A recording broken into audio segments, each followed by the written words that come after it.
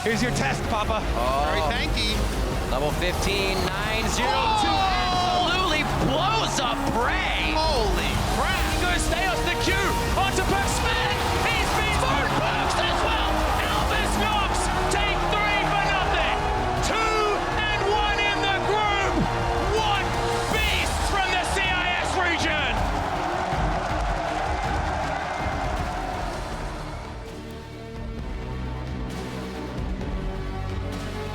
Good evening, ladies and gentlemen, and welcome to another edition of Worlds Tonight. I'm Sjokz supporter, joined by Max Atlus Anderson and Sam Kobe Hartman Kensler. We're going to look back at the 4th day of the Worlds group stage, which wrapped up just a little while ago, and nothing interesting happened, right? It wasn't crazy at all. It was crazy. I had this in my pick'ems, I think, today. Yeah. It's guaranteed. All planned.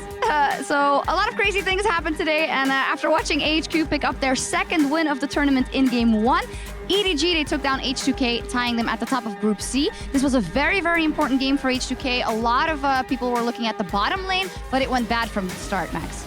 It certainly did. Vander, face check there, then he flashes away, so he has no summoners, stays in lane, and just waits there as Def walks up to him. Definitely not the start that you would like. Most certainly wasn't, but of course, you still have question marks for EDG. They weren't able to necessarily close it out all too quickly, so still a bit of a question mark on the Chinese powerhouse. Yeah, and I think that H2K will look to that rematch to maybe have a more even matchup where things don't get as tilted at level 1, of course, but in the end, it's EDG that walks away with the win here, and H2K only 1 win on the board still for them. Yeah, it's a little bit unfortunate for H2K. Did like to see Clear Loves in Italy, though. Definitely a new pick for him. Hadn't seen it too much. Nope. And things actually got worse for the European delegation here at Worlds, but it was very good for ANX, Albus Nox Luna. From the CIS, another win for them. Crazy stuff. Oh my god, they are legitimate. ANX are definitely a legitimate team here, a legitimate threat in that group now, and that's where people start to talk about all the chaos of the day really starting, was with this big upset. But again, this is the 2nd time they pulled off that sneak Baron to start off their mid-game snowball. They did it just yesterday, and they pulled it off again. Yeah, they most certainly did, and they've made this a strategy. Lose a team fight at 20 minutes, then sneak Baron. They've done it twice. That's not cheese anymore. Yeah, and we do see also the brand there, the Anivia pick, just a wombo combo that they thought of, and they are just inventive, they are creative, and they're coming up with things that the teams are not prepared for. And the action in Group A didn't stop there. Huhi also got his first and probably last chance to play Aurelion Sol. He carried CLG over the Rock Tigers. Kobe was casting first. You can say that again. I think every Korean team will ban Aurelion Sol for every game from here on out, because this was just the first of it. Huhi and Afromu combo, they get some early kills over and over again. The roams as well. It was insane. Huhi absolutely destroyed them that game. I'm so glad you said the roams, because he was roaming at level 1. Like, it started immediately, and it didn't stop. No, fantastic there. Yeah, they close it out, and of course we're afraid, teams have gotten ahead against the Rock Tigers before, but a 10-0 Aurelion Sol seemed to be what you need to close it out, and that's what they did after losing to Albus Nox Luna yesterday. They won to the Rock Tigers today, and the Aurelion Sol, it didn't get banned in SKT versus Flash Wolves, and pretty much the same thing happened. Yeah, here's part 2. This is why I think that all of them will be banning the Aurelion Sol from here on out, because Maple and Karsa were the story of this game. Karsa over and over on the Lee Sin, creating plays for the team. It did take them a little while, but they were also able to make it work in the mid-game again. This was the big question for Flash Wolves, right? After they had 2 successful early games, could they close it out? Took the giant star, but they were able to do it. Yeah, I'm really glad that we saw that one as well, because a gigantic stun is what it took to take down that inhibitor. I mean, this game was still relatively slow from the Flash Wolves. They didn't manage to amass that gigantic gold lead, but it was much more controlled play in the later game that really secured it. Yeah, and 3rd straight win in a row for them internationally versus SKT. And with the first round robin of groups complete, not a single team is left undefeated. It looked like Rox and SKT might keep their sheet clean, but even they dropped a group or a game rather, and that means that there's now a 3-way tie in groups A and D and a 2-way tie in B and C. I love ties. I like this. This is interesting. Yeah, honestly, coming into today, I was like, oh, we're kind of past the early hump of group stage where all the excitement happens, and from here on out, I'm gonna, predict the conventional wisdom. But no, SKT, who is the team where I thought was looking the cleanest, actually drop a game as well. So nobody is undefeated here. Everybody takes a loss. Yeah. So it's you that's been jinxing it, is it, Kobe? That's fantastic. I need you to Jinxing continue thinking that it's all going to calm down so that everything continues to My stay master mental. plan to throw the world into chaos. Hey, let's hope it stays that way because this has been super interesting so far. And the 2016 World Championships continue next week with one group playing their final 6 matches each day. That means by week's end, just 8 teams will remain to advance to the knockout stage. As we see there, Group A will be up first on Thursday, and each team will play 3 times to close out their run here in San Francisco. Is the PTSD kicking in, Kobe, when you see that schedule? Week 2 is a very, very nervous time for NA fans, as last year it did not go so well. So yes, a little bit worried about week 2, but honestly, we've seen so much variance in all of the teams play. It's very difficult to predict for anyone. Yeah, as a European, we can only hope that it gets a bit better. Well, we are going to look forward to next week a little more. So if you're watching in client, hit up youtube.com/allesports for the full-length version of Worlds Tonight. But for us here, we're going to go back to the start of the day and dial in on EDG's win over H2K. We mentioned it previously already. It all began with that face check at level 1. Forgiven and Vander versus Deft. They wanted to have a good performance, and then this happens. Yeah, it was a little bit unfortunate, but of course, you need an excuse for these games, and I have a feeling that it probably would have gone a similar way anyway, because EDG are an incredibly strong team. We did see them lose to INTZ, but this is not what we're led to expect. They brought in Pawn to be a stable member of their roster because he's had international experience before. Mouse hasn't. He was noticeably nervous in his first game. Yeah.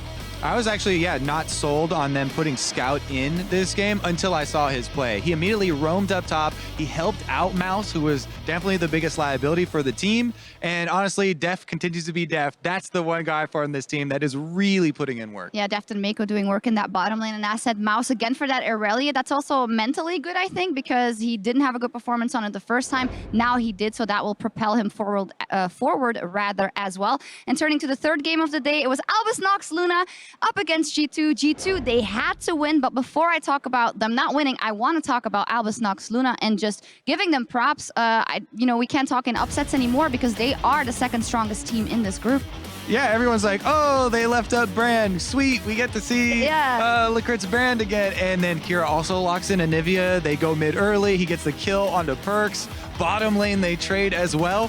People start to get hyped up again. I mean, this team, it's a very good composition. They are able to play it out in the mid and late game as well. They are known in the CIS region as the macro team. So when they get the early lead, they've been able to finish it out twice, and the 2-1 record is outstanding for them. Yeah, and Licrit did 300 less damage than his mid laner and second highest damage on his team. Like, that is out of control. Kira was saying, I'm sure I did more damage, just 300. So, he still did more damage, so he's not wrong. Super impressive. Slightly better than Fire for that game, but that's it. For that one, let's not bring up All-Star again. I just love their strategies and what they were putting in place. It seemed like all of the weird stuff that was going on was a plan. And I don't understand. Losing a team fight, then taking a Baron, and winning off that. Like, it's like, this is my plan. I'm going to go in. We're going to lose here. We're going to have Soul Vision on the Baron, take that one down. We've got the Poppy against the Lee Sin. He's going to be irrelevant in the late game, but we'll let him think that he's doing things in the early game. It's like the whole game was a mind game. It was beautiful. There are 2 parts for it as well. Both CLG and G2 in those situations, lack of vision coverage around that area. So good on Albus Nox, who are, the macro team of CIS, to recognize these opportunities and punish both of these teams. But also, like, a lot of the teams so far here in the group stage at Worlds have been making a lot of mistakes. Yeah, the macro team of CIS, the macro team of Group A. Let's talk a little bit about the state of Europe. 1 win after the first week of group stage. That's probably the worst that there's ever been, not counting the I'm year sure you're going to there. go back and give all the teams an earful. Sjokz is a very strong fan, supporting her team very heavily. I am completely unbiased. I just always hope that my region does well. I think that is normal.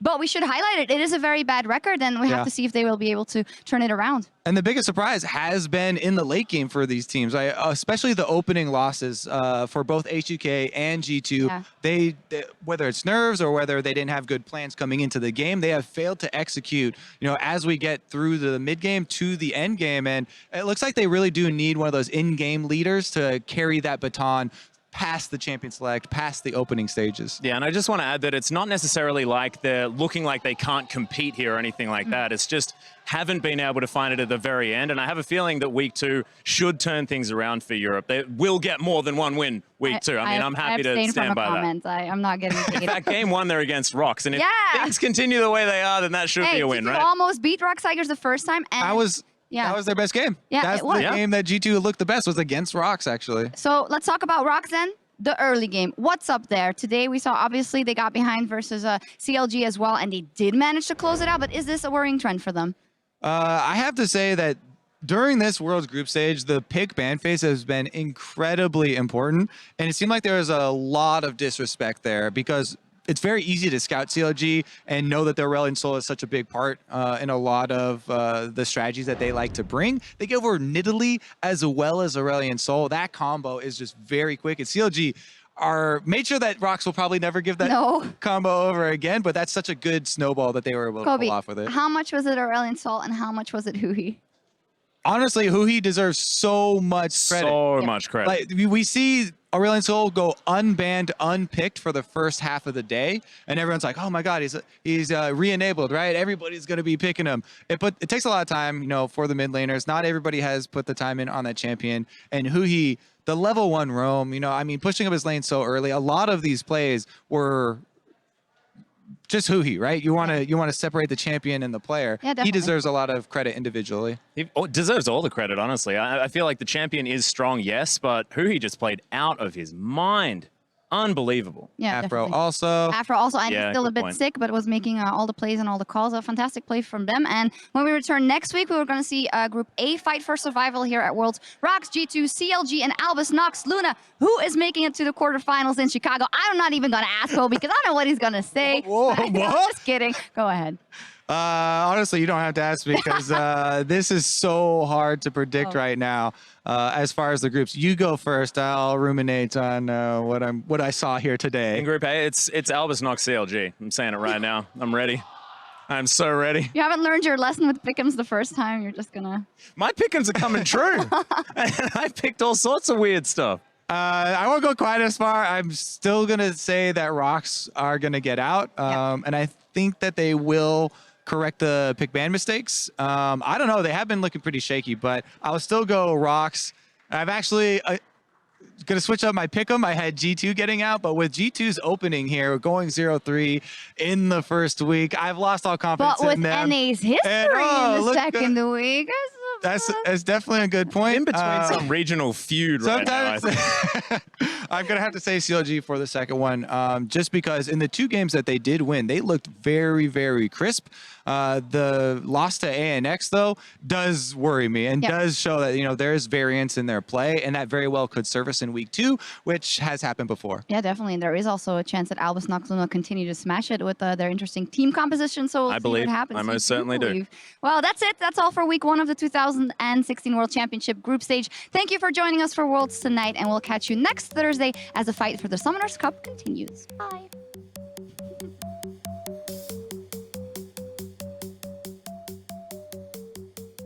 Here's your test, Papa. Very tanky. Level 15, 9-0-2 absolutely blows up Prey.